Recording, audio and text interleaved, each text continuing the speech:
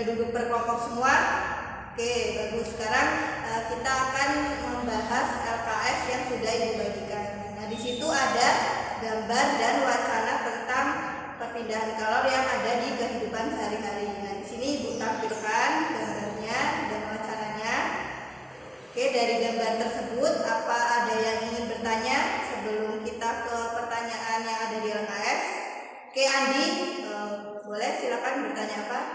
Oke, pertanyaan Andi adalah mengapa ketika kita di depan api unggun tubuh kita menjadi hangat? Oke, bagus ya pertanyaannya.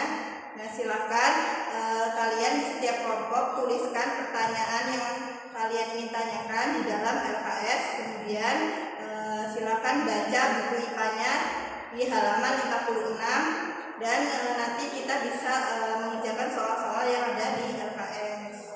Udah dibaca semua? Oke, bagus. Sekarang silakan kerjakan soal-soal yang ada di LKS. Sudah semua? Sudah dikerjakan soal-soalnya? Oke, sekarang kita akan mempresentasikan hasil diskusi kalian bersama-sama. Silakan dari kelompok 1 perwakilannya membacakan hasil diskusinya tentang perpindahan kalor secara konduksi.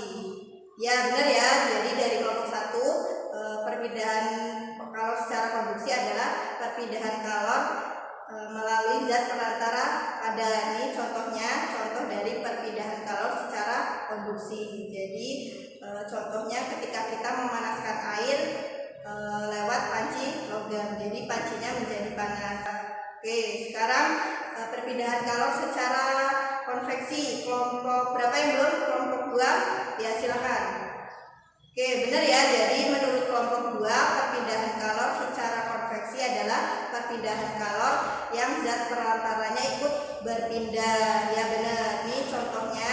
Contoh perpindahan kalor secara konveksi adalah ketika kita memanaskan air. Jadi airnya ikut mengalami perpindahan.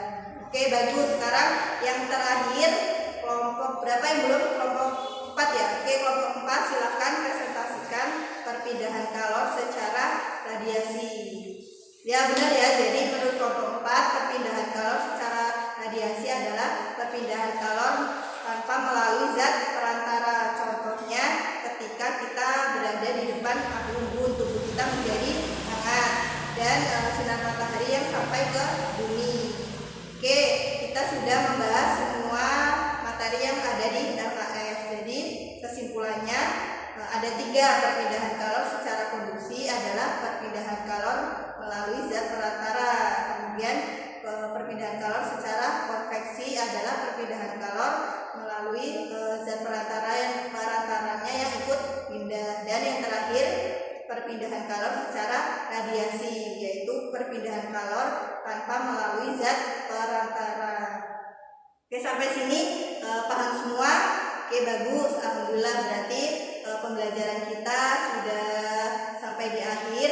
Jadi silakan kalian pelajari materi yang sudah dipelajari tadi dan silakan kerjakan soal-soal yang ada di buku paket IPA-nya di halaman 60, dikumpulkan untuk pertemuan minggu depan. Dan untuk pertemuan selanjutnya kita akan praktek tentang perpindahan kalor secara konduksi, konveksi dan radiasi. Oke, ada yang ingin ditanyakan? Kalau tidak ada, karena waktunya sudah habis, semoga yang